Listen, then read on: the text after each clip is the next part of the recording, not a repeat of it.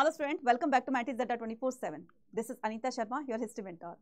Board exam पास आ गए, बहुत ही कम टाइम रहा है। ऐसे में सभी बच्चे अपने बोर्ड एग्जाम को लेकर बहुत अच्छे से प्रिपरेशन कर रहे होंगे, रिवीजन कर रहे होंगे, प्रैक्टिस कर रहे होंगे, ताकि आप सभी बच्चों के मार्क्स अच्छे हैं बोर्ड एग्जाम के अंदर।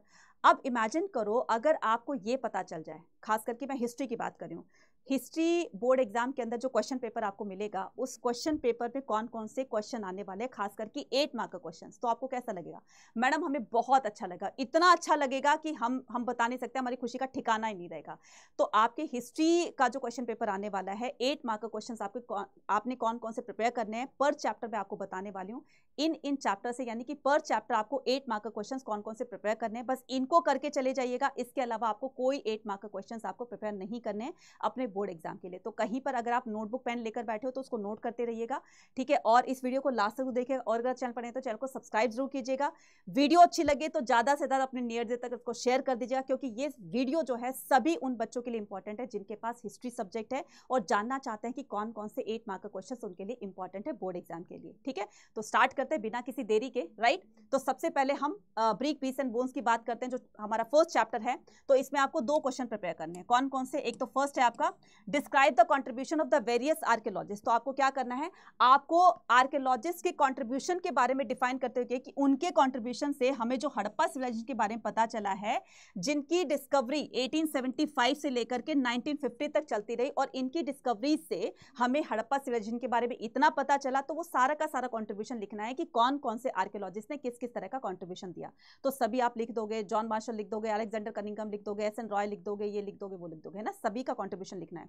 नेक्स्ट आता है आपके पास describe some of the distinctive features of the, तो distinctive features civilization in detail. तो आपको डिटेल में सारे के सारे हड़प्पा सिविलाइजेशन के फीचर्स बताने हैं। ड्रेनेज सिस्टम कर दोगे, है ना, सबसिस्टेंस स्ट्रेटजीज कर दोगे, एग्रीकल्चर कैसे किया करते थे, पेस्टलिज्म करते थे, है ना, और उनका क्राफ्ट प्रोडक्शन होता था, वो सारा का सारा उसके डिफाइन कर दोगे। लोअर टाउन, सिटाडेल, ये सब वो कर दोगे, राइट। सेकेंड चैप्टर से करेंगे list of the problem faced by the epigraphist. हमारे एपिग्राफिस्ट को इंस्क्रिप्शंस को स्टडी करते टाइम किन किन तरह की प्रॉब्लम्स का सामना करना पड़ा, तो वो सारी की सारी चीजें यहाँ पर लिख दोगे। फॉर एग्जांपल लेटर्स जो है फेंटेड हो गए थे, ब्लर हो गए थे, कुछ लेटर ही गायब हो गए थे जिसकी वजह से एग्जैक्ट मीनिंग नहीं पता चल पाया, कुछ की लैंग्वेज ही नहीं पता चला, तो और भी बहुत सारी प्रॉब्लम्स थी। इन सभी प्रॉब्लम्स को डिफाइन करोगे। Next describe the administrative of the features of the Maurya empire. तो मौर्य एम्पायर के एडमिनिस्ट्रेटिव फीचर्स के बारे में पूरा का पूरा डिफाइन कर दोगे। ये क्वेश्चन बहुत बार पूछा जा चुका है, इस बार भी पूरी उम्मीद है कि ये क्वेश्चन पूछ लिया जाए। नेक्स्ट आता है अशोका के इंस्क्रिप्शन से हमें मौर्य डायनेस्टी के बारे में कैसे पता चलता है, ये भी प्रिपेयर करोगे।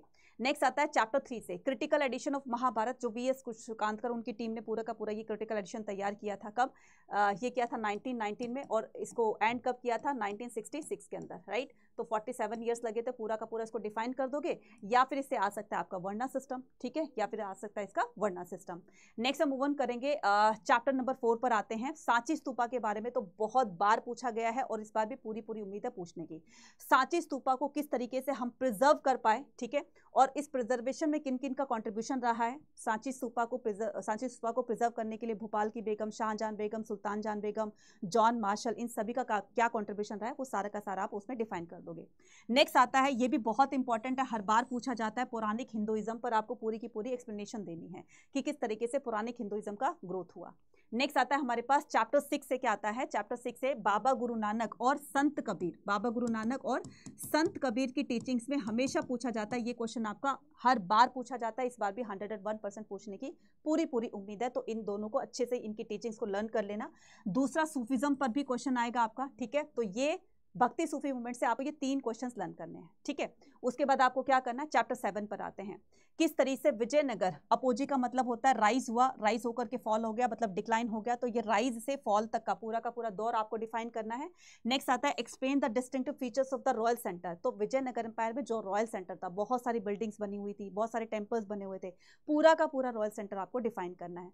साथ में अगर आ सकता है तो आप 7 लाइन्स से, ठीक है, जो दोमिंगो पेस बहुत ज्यादा इंप्रेस हुए थे, तो 7 लाइन्स के फोर्टिफिकेशन से तो आपका एक 3 मार्क का क्वेश्चन आ सकता है, ठीक है। नेक्स्ट मैं बात करती हूँ, तो आप उसको भी प्रिपेयर कर लीजिएगा। चैप्टर 8 पर आते हैं, analyse the importance of the. तो आईने अकबरी से हमें अकबर के रीजन में कैसे, अकबर के रीजन, शासनकाल के बारे में कैसे पता चलता है, राइट। अकबर ने किस तरीके से अपना लैंड रेवेन्यू पॉलिसीज को लगाया हुआ था, कौन कौन सी पॉलिसीज लगाई हुई थी, किस तरीके से वो लैंड रेवेन्यू को कलेक्ट करते थे, टैक्स को कलेक्ट किया करते थे, राइट। और इसके अलावा क्लासिफिकेशन ऑफ लैंड था, ठीक है। इसके अलावा आप इसमें मंजिल आबादी, सिपा आबादी और मुल्क आबादी तीनों को डिफाइन कर दोगे। तो आईने अकबरी से हमें अकबर के रीजन में इन इन चीज़ों का पता चलता है। बैटल से, अकबर की पर्सनल लाइफ, अकबर की एडमिनिस्ट्रेटिव लाइफ, अकबर की मतलब से रिलेटेड जो भी बातें होती है वो सारा का सारा डिफाइन कर दोगे। Examine the ways in which the panchayat, अब यहाँ पर पंचायत का रोल और विलेज हेडमैन का रोल, ठीक है, आपको पूरा का पूरा डिफाइन करना है, right. Examine the ways in which the panchayat and the village headman regulated the Mughal ruler society, तो मुगल रूलर सोसाइटी के अंदर इन दोनों का क्या रोल था, क्या क्या फंक्शंस थे, वो आपको सब डिफाइन करना है। नेक्स्ट पर बात करते हैं, नेक्स्ट पर चैप्टर 9 पर, explain the Santhal came to settle in the foothills of the Raj Hills and why did they rise the revolt mid 19th century, तो किस तरीके से सांथाल ने रिवोल्ट किया था। सांथाल रिवोल्ट कब हुआ था? 1855-56 के अंदर, राइट। इसके पीछे रीजन क्या थे, तो पूरा का पूरा ये सांथाल रिवोल्ट से रिलेटेड जो भी आपको पता हो वो सारा नेक्स्ट में लिखना है। और आपको पहले में क्या लिखना है कि किस तरीके से ये जो सांथाल से ये राजमहल हिल्स पर आते हैं, वहाँ पर सेटल्ड होते हैं और वहाँ पर सेटल्ड एग्रीकल्चर करते हैं, तो थोड़ा सा वो डिफाइन करना है, थोड़ा सा ये डिफाइन करना है। तो इस तरीके से आपका 8 मार्क का क्वेश्चन बन जाएगा। नेक्स्ट बात करते हैं चैप्टर 10 पर। चैप्टर 10 पर आपको रिवोल्ट ऑफ 1857 पर करना है, ठीक है। आर्ट और literature help to keeping the alive the memories of the 1857 explain with the example from the Indian perspective, तो इंडियन पर्सपेक्टिव के हिसाब से, मतलब जो जैसे एक इमेज दिखाई गई है झांसी की रानी लक्ष्मीबाई, वो फाइट करते हुए दिखाई गई है, तो इन इमेजेस को देख करके किस तरीके से हमारे मन में एक देश प्रेम की भावना जागृत होती है, तो वो सारा का सारा डिफाइन कर दोगे। यूनिटी को दिखाया था उसमें, है ना, और किस तरीके से बहादुरी के साथ लड़ते हुए दिखाया गया था, किस तरीके से ब्रिटिशर्स जो है वो उनको सरप्रेस कर रहे थे। तो ये आपको इमेजेस जो है किस तरह का क्या चीजें बताती है। तो आर्ट और literature help to keeping the alive memory, तो ये सारी जो चीजें हैं किस तरीके से हमारी मेमोरीज में ये फिट हो रही है और किस तरीके से हमें एक अपने पैट्रियोटिज्म की तरफ लेकर जाती हैं। नेक्स्ट आता है हमारे पास rumour and the professors played an important role. New cartridge जिसमें काउ और पिग फैट मिक्स किया गया था, उसका कोट किया गया था, राइट। तो और जो मार्केट में आटा सेल होता है उसमें भी काउ और पिग फैट के बोन्स के पाउडर मिलाए गए थे, तो हो सकता है तो ये र्यूमर ही थे। तो ये सारा का सारा इसमें डिफाइन करना है कि इन्होंने किस तरीके से इस रिवोल्ट में आग में घी का काम किया। तो ये सारी छोटी छोटी बातें थी जिसकी वजह से वो रिवोल्ट एग्जीक्यूट हुआ। नेक्स्ट आता है हमारे पास chapter 11, explain the importance of the non cooperation movement. बच्चा ये बहुत इंपॉर्टेंट है, non cooperation movement, civil disobedience movement और क्विट इंडिया मूवमेंट, तीनों को अच्छे से रल करना है Mahatma Gandhi and the nationalist movement से। नेक्स्ट आता है आपका चैप्टर 13 जो कि फ्रेमिंग कॉन्स्टिट्यूशन होगा। Constitution assembly address the issue of the social justice particularly the concerning the right of the people, तो पीपल्स के राइट को लेकर के किस तरीके से बातचीत होती है वो आप डिफाइन करोगे।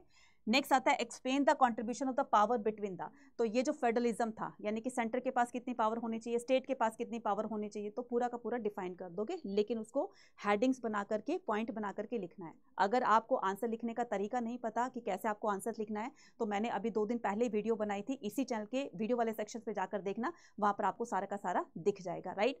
तो ये 13 चैप्टर के सारे इंपॉर्टेंट क्वेश्चन थे। तो अगर आपको अभी भी कहीं पर भी थोड़ा सा डर लग रहा है ना कि यार हमारे से नहीं हो पाएगा इतना, ठीक है, और डर लग रहा है कि कहीं फेल ना हो जाए, अच्छे मार्क्स नहीं आएंगे तो पेरेंट्स की डांट पड़ेगी, है ना, क्या मुंह दिखाएंगे अपने फ्रेंड्स को, राइट, क्या मुंह दिखाएंगे अपने रिलेटिव्स को, तो अभी भी अगर आपको डर लग रहा है तो बच्चे अभी भी टाइम है। तो अभी अच्छे से प्रिपरेशन ले जाने के लिए, अच्छे से हर चैप्टर की अच्छे से अंडरस्टैंडिंग ले जाने के लिए आप क्या कर सकते हो, आप हमारे विजेता बैच को एनरोल कर सकते हो। ये है विजेता 2.0 जो कि क्लास 12th का क्रैश कोर्स है ये, ठीक है, बोर्ड एग्जाम के लिए। तो आपके बोर्ड एग्जाम से पहले आपको पूरी तरीके से इसमें रिवीजन, प्रैक्टिस और सब कुछ आपको कराया जाएगा। डिटेल में मैं पढ़ाने वाली हूँ ना हिस्ट्री, तो आप मेरे पर विश्वास रखिए। तो इसको एनरोल कर लीजिए। इस पर मैक्सिमम डिस्काउंट पाने के लिए कूपन कोड यूज कीजिए Y489, जिसमें आपको क्लास 12th के बोर्ड में जितने भी चैप्टर आ रहे हैं डिटेल में आपको समझाया जाएगा, साथ साथ में क्वेश्चन की प्रैक्टिस कराई जाएगी, सैंपल पेपर्स वगैरह भी कराए जाएंगे। तो आज ही इसको एनरोल कर लो। और बाकी ये सारा का सारा CUET का है, तो इसको भी आप क्या कर सकते हो, CUET के लिए आप प्रिपेयर कर सकते हो, इसमें एनरोल कर सकते हो। इसमें एनरोल करने के लिए और मैक्सिमम डिस्काउंट पाने के लिए आपको अड्डा 24/7 की एप्लीकेशन को डाउनलोड करना है। डाउनलोड करने के बाद आपको यहाँ पर जैसे मैंने ये डाउनलोड कर लिया, ठीक है, डाउनलोड करने के बाद आपको इस तरीके से स्क्रीन दिखाई देगी। आपको ऑल कोर्सेज पर जाना है, आपको ऑल कोर्सेज पर जाकर ड्रैग करना है, यहाँ पर स्कूल के 12 पर क्लिक करना है, उसके बाद यहाँ पर क्लिक करना है और फिर यहाँ पर देखिए आर्ट्स के, कॉमर्स के, साइंस के सारे बैचेस आपको दिखाई देंगे। लेकिन आप ना ध्यान से सोच समझ करके आर्ट्स वाले उस पर बैच पे क्लिक कीजिएगा।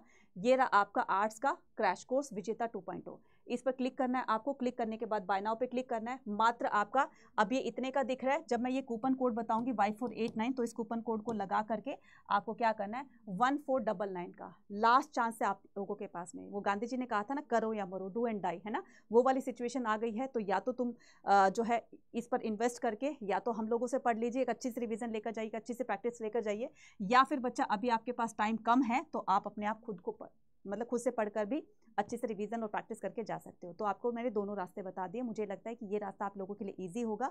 आइए यहाँ पर एनरोल कीजिए और अच्छे से नॉलेज लेकर जाइए। मिलते हैं अपने नेक्स्ट वीडियो में। Till then take care, bye bye to everyone. और अगर इसके रिगार्डिंग किसी को कोई भी अगर पूछना है तो आप क्या कर सकते हो, आप मुझे यहाँ पर मेल कर सकते हैं। मैं अपनी मेल ID लिख देती हूँ ताकि आपको सारी क्वेरीज को मैं यहाँ पर सॉल्व कर सकूँ। anita.sharma@247@247.com।